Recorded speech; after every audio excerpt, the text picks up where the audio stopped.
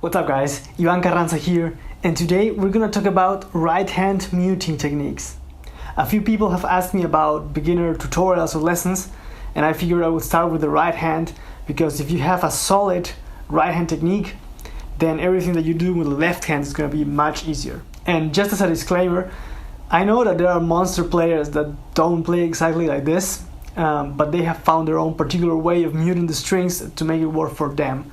But what I'm going to talk about is definitely a pretty solid starting point, so you can definitely build your technique upon this.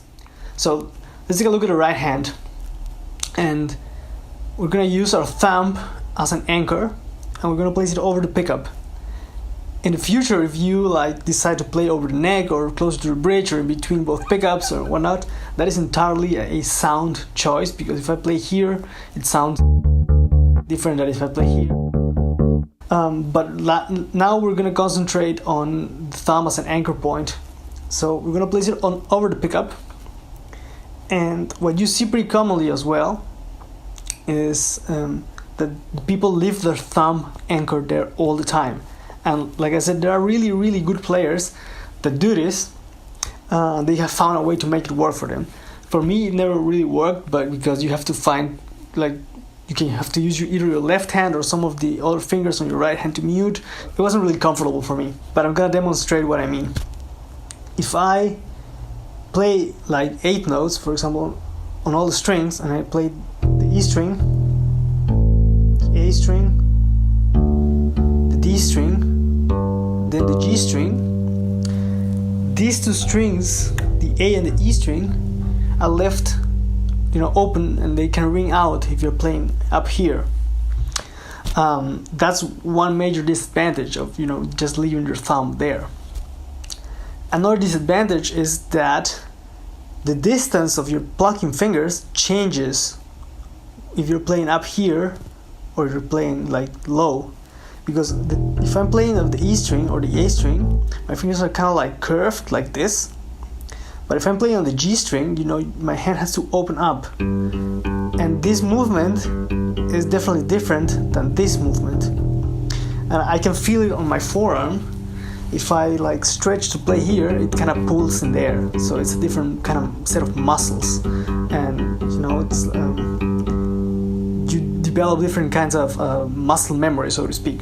So what I do is I place my thumb here, and when I play on the E string, it stays in there, all the time.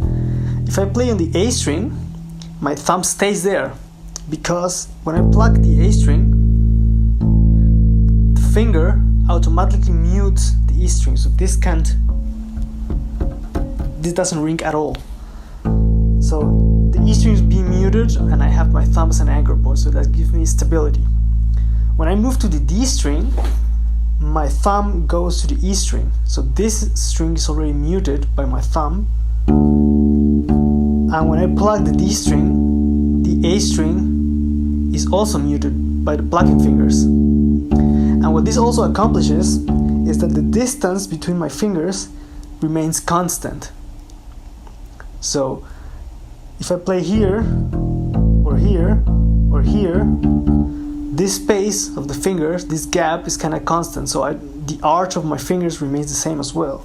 And the same applies if I go up to the D string. If I go up here, my thumb goes to the A string, and I anchor it there.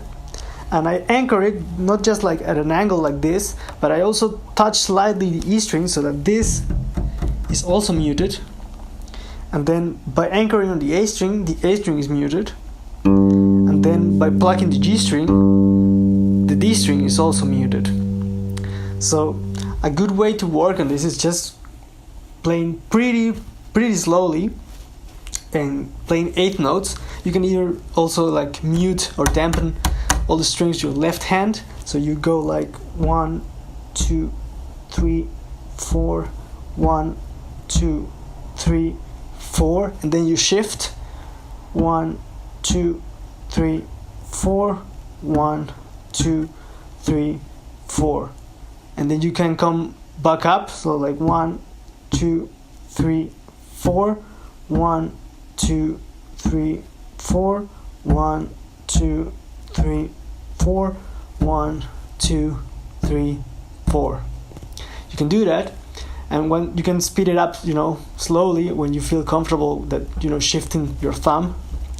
And once that feels more fluid, you can also shift strings, and that's when it gets a bit trickier, but everything's practice. So you can go from the E string to the D string, then to the A string, then to the G string, then to the A string, to the D string, and to the E string. So it's gonna look something like this: 1, 2, 3, 4, 1, 2, 3, 4, 1, 2, 3, 4, 1, 2, 3, 4, 1, 2, 3, 4, 1, 2, 3, 4, 1, 2, 3, 4, like this. And then you can start using open strings, and also concentrate that you mute with your left hand correctly as well. 1, 2, 3, 4, 1, 2, 3, 4, 1, 2, 3, 4, 1, 2, 3, 4, 1, 2, 3, 4, 1, 2, 3, 4, 1, 2, 3, 4, 1, 2, 3, 4, 1, 2, 3, 4, 1, 2, 3, 4. And as you can see, my fingers, distance is always the same, so I don't have to move my arm as well to fix, because I have to make an extra kind of like this movement if I lift my thumb anchor there all the time. And that's what I do to mute the strings. I hope you guys find this helpful. Let me know what you think in the comments, and I'll catch you guys on the next one. Take care.